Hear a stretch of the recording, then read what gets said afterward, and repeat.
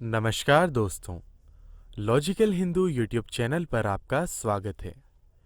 बुद्धिजीवियों में हमेशा से ही ये मतभेद रहा है कि मरे हुए को जलाना बेहतर है या उसे दफनाना, या उसके पूरे शरीर को ही जल में प्रवाह कर देना सबसे बेहतर है।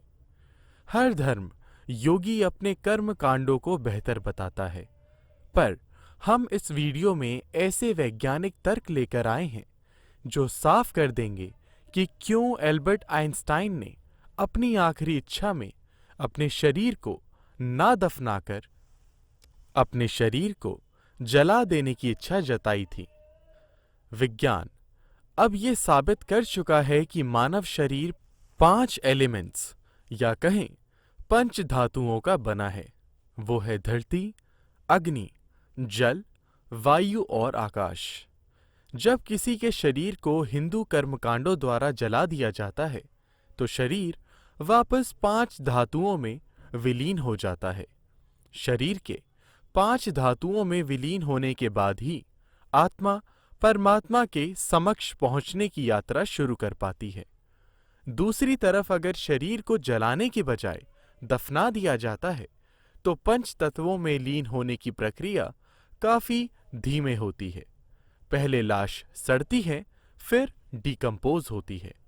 इस धीमी प्रक्रिया के कारण तब तक आत्मा भी शरीर के इर्द गिर्द भटकती रहती है और अपने आगे की यात्रा शुरू नहीं कर पाती है।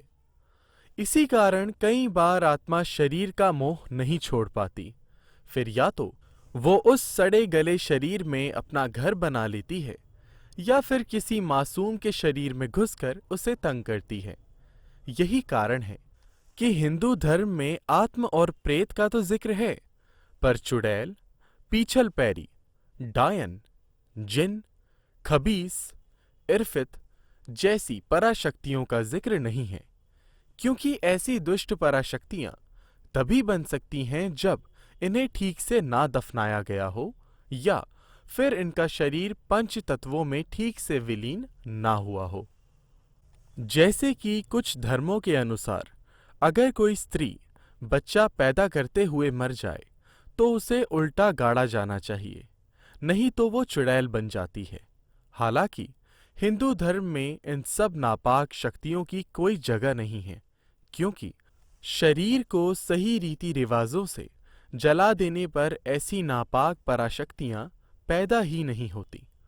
इसके अलावा अगर किसी शरीर को दफना दिया जाता है तो वो तांत्रिक और काला जादू करने वाले धूर्तों के लिए एक दफन सोने से कम नहीं होता।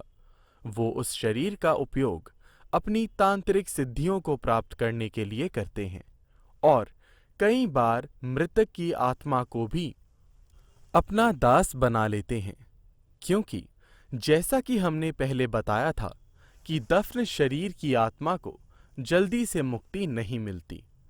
ऐसा दफन शरीर जब तांत्रिकों के चंगुल में आ जाता है तो आत्मा को हजारों साल तक मुक्ति नहीं मिल पाती। दूसरी तरफ अगर शरीर को जलाकर उसकी राख को जल में प्रवाहित कर दिया जाए तो तांत्रिक तो क्या, कोई सिद्ध अघोरी भी आत्मा का कुछ नहीं बिगाड़ सकता। कुछ बुद्धिजीवियों का मानना है कि शरीर को ताबूत में दफनाकर क्रियाकर्म करना पश्चिमी धर्म के ठेकेदारों का पैसा कमाने का एक धंधा भर था। दफनाने की प्रक्रिया में ताबूत का खर्चा, ताबूत ढोने की वैन का खर्चा, जमीन को खोदने का खर्चा, ताबूत को दफनाने का खर्चा, जैसे कई तरह के खर्चे होते हैं।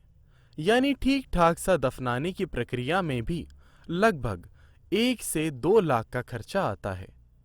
पश्चिमी देशों में तो ये 15-20 लाख तक है।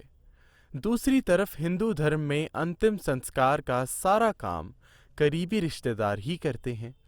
गांव में तो सही मंत्रों के उच्चारण से घर में पड़ी लकड़ी और गोबर के उपलों से ही शरीर को जला दिया जाता है।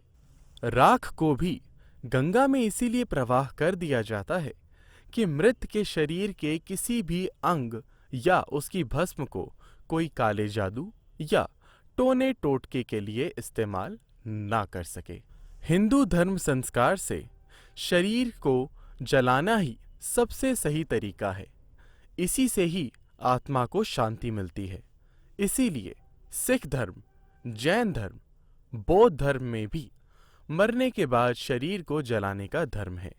यही कारण है कि क्रिश्चियन धर्म को मानने वाले विद्वान जैसे Albert Einstein, Robert Oppenheimer, John F Kennedy आदि ने भी अपना शरीर हिंदू कर्मकांडों द्वारा जलाने की इच्छा जताई थी। वो उस समय के चर्च ठेकेदारों और पादरियों के आगे भी नहीं झुके थे, क्योंकि वो सब आम इंसान नहीं थे। वो जानते थे कि क्या सही है और क्या गलत है। मैं आशा करता हूँ आपको यह वीडियो पसंद आई होगी। कृपया हमारे चैनल को सब्सक्राइब करें। धन्यवाद।